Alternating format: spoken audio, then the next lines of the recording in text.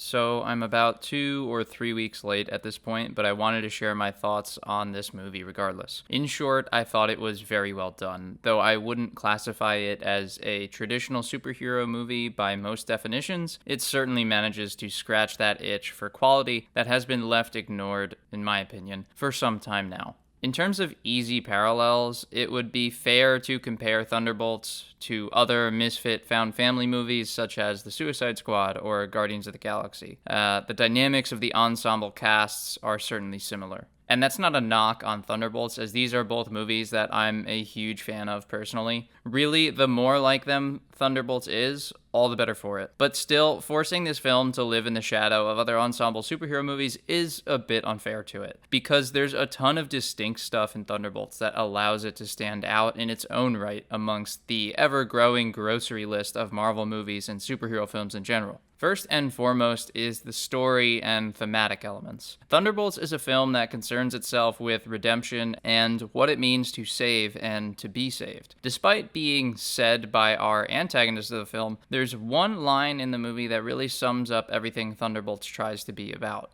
I don't care who you were, I know what you could be. I'm paraphrasing a bit, but this line, the scene it's set in, and the context around it in the film at large really tell you everything you need to know about the Thunderbolts. It's about saving the people around you. It's about letting yourself be saved. It's about accepting that you yourself are worth the effort of others, and that regardless of what has happened up to this point, there is something worthwhile in putting that effort back out into the world. The idea of finding a way to overcome emptiness and despair and depression through a connection with others and acceptance of others is a theme that I'm surprised hasn't been explored more in superhero movies prior to this. Because at its core, this is a very heroic idea. And the purity of this idea is what allows us to root for the characters that are on screen in spite of all their flaws and shortcomings that we've seen firsthand in prior Marvel projects.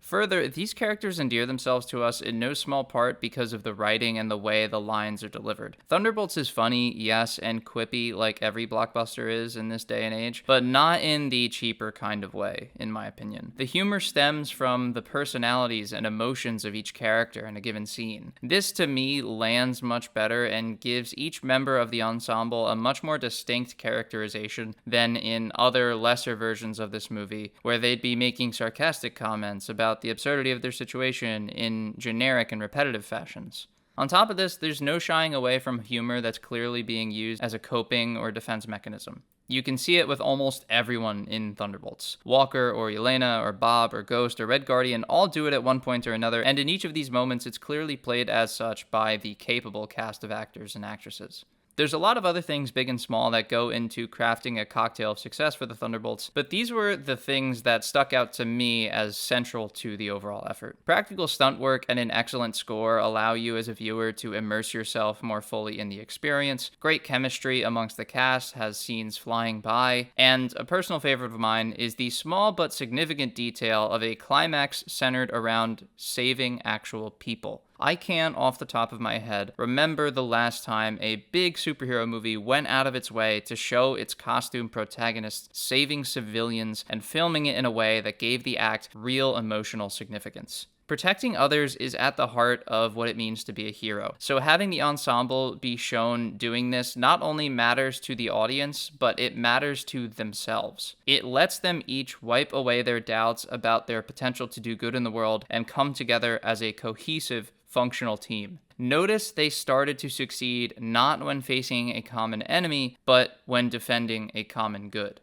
The last thing I want to praise is just how amazingly Taskmaster was utilized in this movie. She has such a unique capability that we saw glimpses of in the Black Widow movie, but Thunderbolts really lets her shine. With a more central role in the story and added screen time, it was nice to see how capable she was as a combatant and how many little tricks she was able to pull off using moves we've seen Avengers perform in prior films. However, with a character so versatile, you understandably have to nerf them a bit in the climax to keep the entire cast feeling important. I guess the only way they wound up managing to do this was by having her unwittingly copy Bob's severe depression and be taken out of the fight through extreme sadness. But I'm excited to see what she can do in the future now that she's copied Sentry completely. Taskmaster Nation, we ate good in this one. Anyway, enough from me. Thunderbolts is a very solid 3.5 out of 5 by my standards. I'd recommend it if you're on the fence. It's a charming change of pace from some of the less exciting superhero projects that we've seen in theaters recently. Up on deck, I'm absolutely going to cover the last Mission Impossible film. I love those movies to death, and am excited to see what Tom Cruise and Chris McQuarrie have cooking up for this one. I'm sure it'll be great, and I'm sure I'll love it, so I'll probably blab about it for a really long time. But